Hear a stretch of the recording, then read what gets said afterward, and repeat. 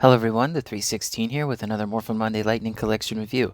This time I have the Deluxe Wave 3 Turbo Blue Senturion. Originally retailed for $33.99, I was able to get mine on the Amazon Prime Day for just about $19.99. So, good sale there.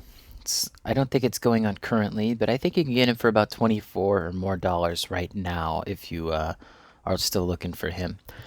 Anyway, speaking of him, let's go ahead and look at his accessories. So the first one we got here is two fisted hands, one for each hand. These are a unique mold. If I can, there you go. You can see some detail on the hand. Brand new sculpt. The peg does look like it would fit a standard Lightning Collection figure, so that's good. He also has two trigger finger holding hands, which we'll take a look at in a moment. He comes with one of the smallest accessories in the line. It's definitely not the smallest, though, but he comes with his little whistle, and it is painted. Ooh, almost lost it there. And it is painted on both sides, but he can hold that and, make it look like a whistle. He comes with a blast effect piece, which is the same as Magna Defenders, but Magna Defenders here, it's a little bit more pink for Magna Defender. This is a bit more orange.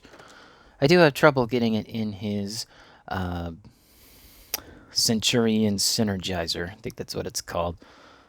But, I don't know. It just either the port is too tight or the peg is too big. It does go in there, but I don't really want to push it in there. Looks good, though. I do like that. Twist that out of there. Speaking of the Senturion Synergizer, here it is in blaster mode. And on the back, it's just silver. I'm going to set him down. Comes in the badge mode as well. Looks good. There's the back for you. And it comes in the blade form. Mine isn't too horribly bent. Actually, I think it turned out pretty good with the plastic-free packaging. There's the back of it for you. Lastly, he comes with one for each side. His little holsters. And the way these works is pretty simple. So you can see that says left, but it's also keyed in the way so that you can tell it goes in there. So you can see that there's the little notch on the side there, and then that'll just go in. These ones are a bit more of a harder plastic. Oh, and there's the right one if you're interested. Then you could just shove that in there. So these ones have a bit more trouble coming out than the other one does, but all you do is take the badge and just stick it in there. And I'll leave that in there for the rest of the review. And let's get this out of his hand as well. So the Blue Centurion here, I think it turned out exceptional. This is a deluxe figure, and it definitely feels deluxe. It feels like a remaster, if you will, even though this figure has never had a really good representation until now. As you can see with the shoulder pads here, they are connected to this little white piece that goes in there, and it can twist with the arm as well as all the way out, and it doesn't feel like it's going to break off. It doesn't limit range of movement as far as I know. I mean, you can raise the arm up and it just spins, so... Oh, excuse me. The badge here, that looks good on his torso. It is a little mispainted on mine, but I can forgive that. Speaking of paint, they did such a good job with the paint on this figure. I do have a couple of issues, like on the knee there, and if you see on the visor there by the red side, it is bleeding a little bit into the gold section. Otherwise, the paint looks good, even on the back. I don't really see any major issue here. The yellow looks good, although it looks a little green. That's just because they probably only used one or two layers of the yellow. And the blue, the darkness of the blue is kind of making it stick out a bit more. Doesn't look bad, still yellow, but has a bit of a greenish hue to it. Transparent parts. As you can see on the front, you get a blue, a yellow, a red. And then on the shoulders, you have a red and a blue. And the red on the sides, transparent piece. Really appreciate that they added those in.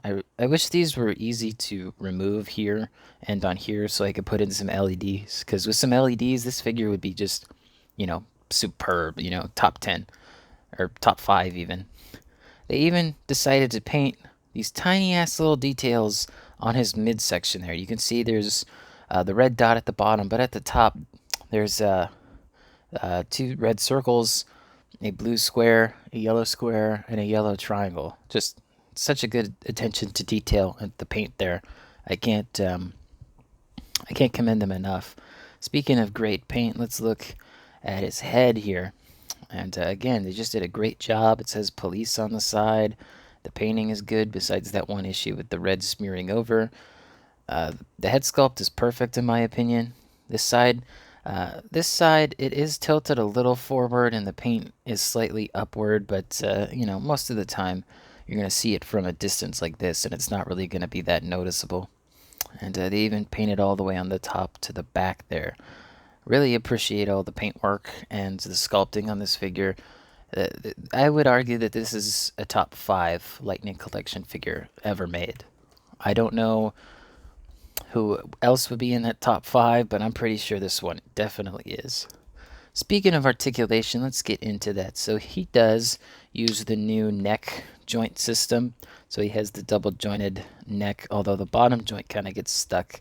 And truthfully, it's kind of hard to tell which way the neck is supposed to face. This gives me the most range of movement when I have it this way, although it's hard to twist at times.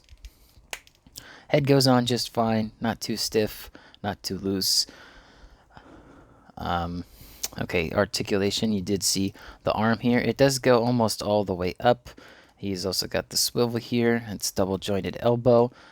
Do be careful though, because of the way this is molded, your finger can get caught in there, and that can cause a lot of pain.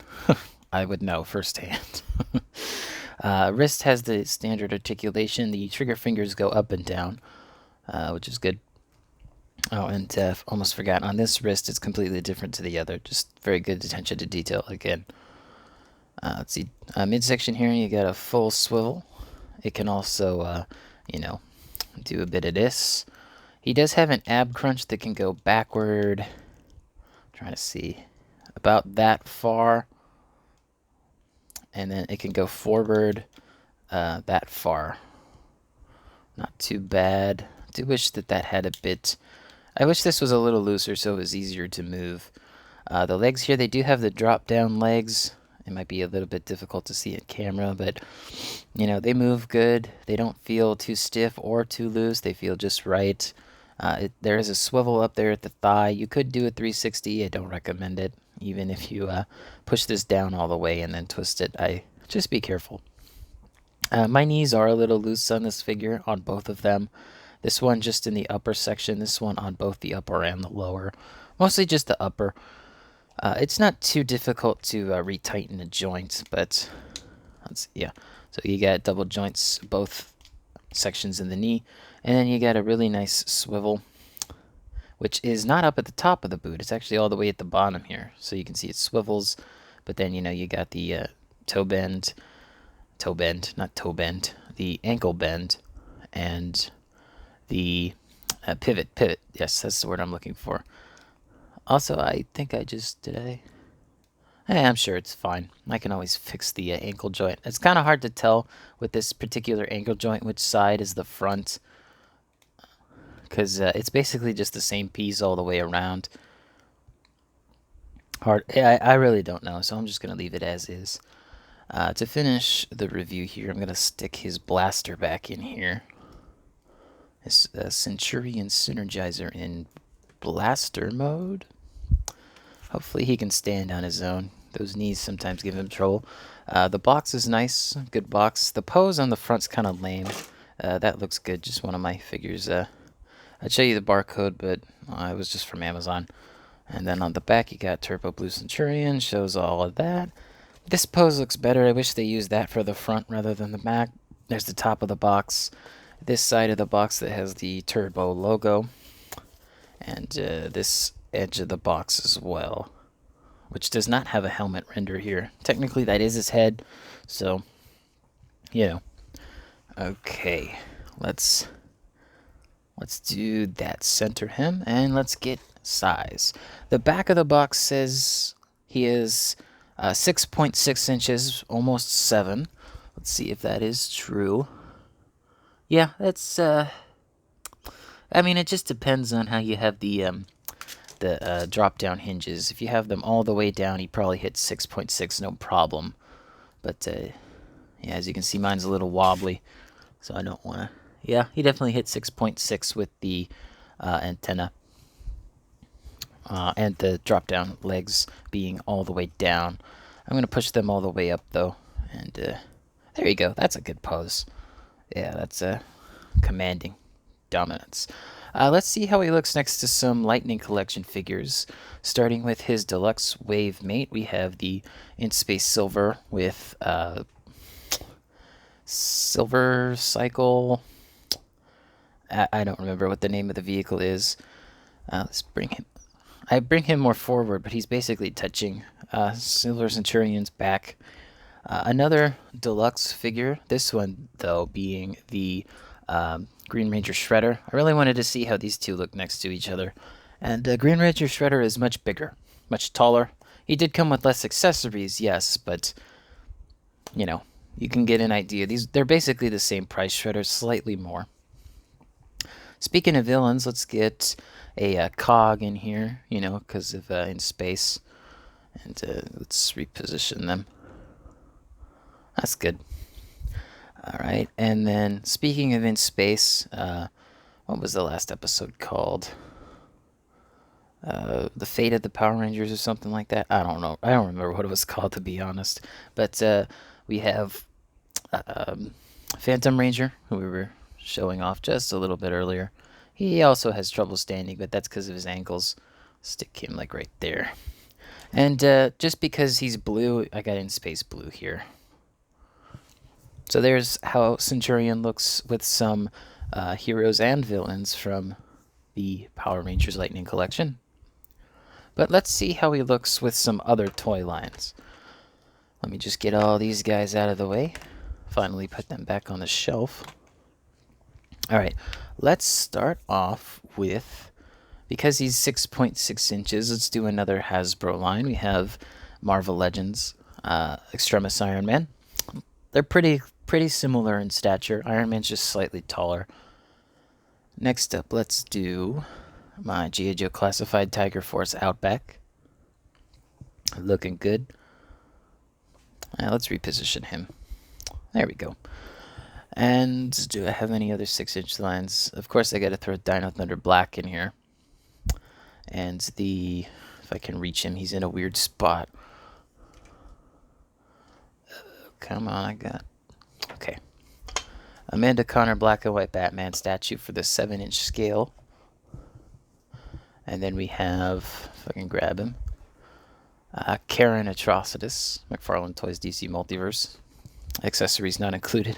I just had to say that. We have Elite Drew McIntyre from Mattel. We have the Jazzwares Spartan Yoroi. Let's see if we can. There we go. And a few more. Let's move him a little bit back here, and then we can get in by another McFarlane figure, the Silver Master Chief from 2011, I think. That's been a while. Speaking of Halo, here's a Mega Constructs Mark 7. And lastly, my Gundam Wing model kit. I think that's more than enough size comparisons. I should probably be pared down this list. But I hope you guys enjoyed this video. Let me know in the comments down below what you think of the Blue Centurion, what you want to see me do a review of as well, any of these lines or even other lines, you know, SH Figuarts, Marvel Select, etc. Don't forget to leave a like on the video, subscribe, hit the bell. It all helps out the channel. And as always, peace.